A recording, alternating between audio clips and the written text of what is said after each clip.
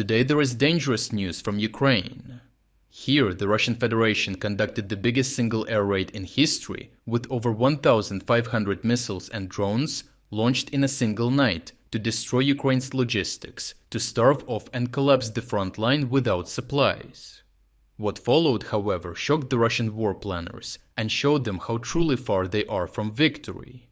The most massive Russian attack in history began on May 13th, when Russia started by launching almost 900 Shahed drones at once.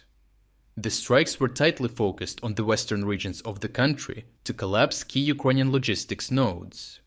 Russia routed drones through Belarus and Moldova in an attempt to confuse Ukrainian air defense units by attacking from unexpected directions from the west or north, and not from east and south like usual. Russia relied primarily on conventional Shahed drones, while the number of rocket-propelled and guided variants remained relatively small, indicating that this attack was only meant as a saturation tactic to force Ukraine to exhaust its interception capacity on cheaper drones before the larger combined airstrike designed to overwhelm Ukrainian air defenses. After the initial wave, Russia immediately launched another 675 Shahed and other drones to saturate Ukrainian defenses further. These drones were intended to clear a path for incoming missiles carrying much larger warheads.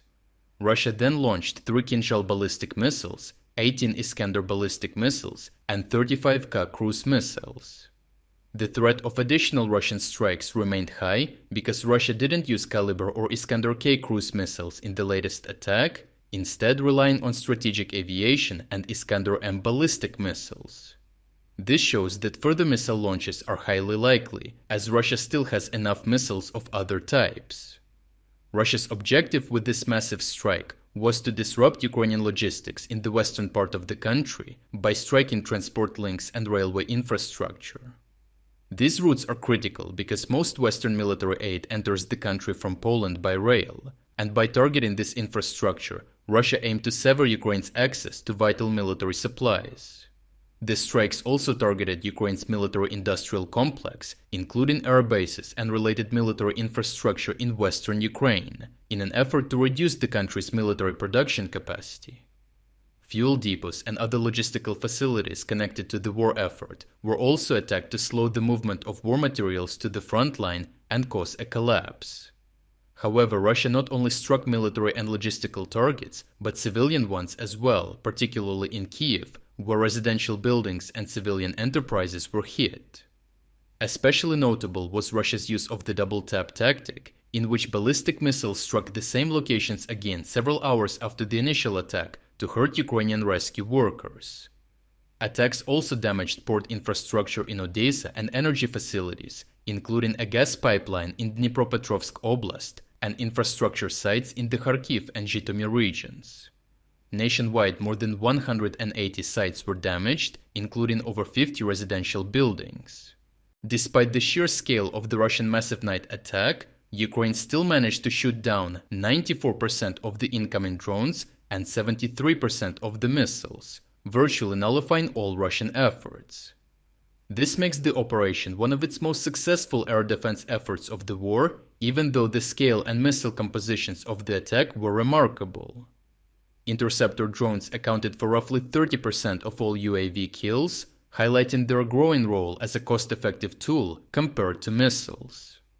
3 individual units were responsible for over 200 drone shoot-downs combined, using Stin interceptor drones, including 1 unit that destroyed 120 targets by itself, setting a new record and playing a key role in preventing collapse in logistics and completely shutting down the Russian attack. The remaining drones were engaged by electronic warfare systems and mobile fire groups, which also successfully neutralized hundreds of Shaheds.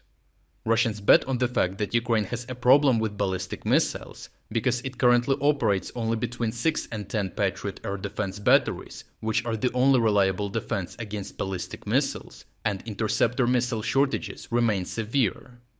Despite these limitations, Ukrainian air defenses still managed to destroy 2/3 of the incoming ballistic missiles, while intercepting these remains difficult because of their trajectory and speed.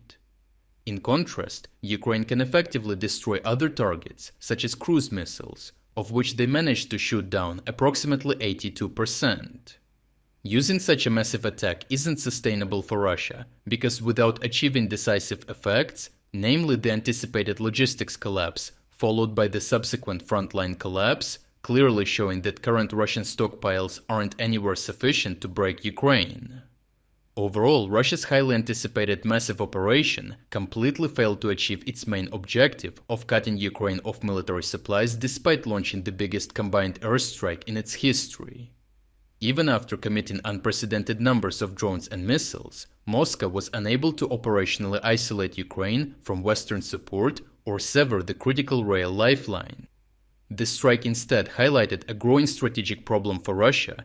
If attacks of this scale still cannot break Ukraine's logistics and air defenses, then future campaigns will likely require even greater resources for diminishing results. If you would like to explore other key developments today that we couldn't cover in this video, make sure to visit our interactive news map. The link to our interactive map is in the description below.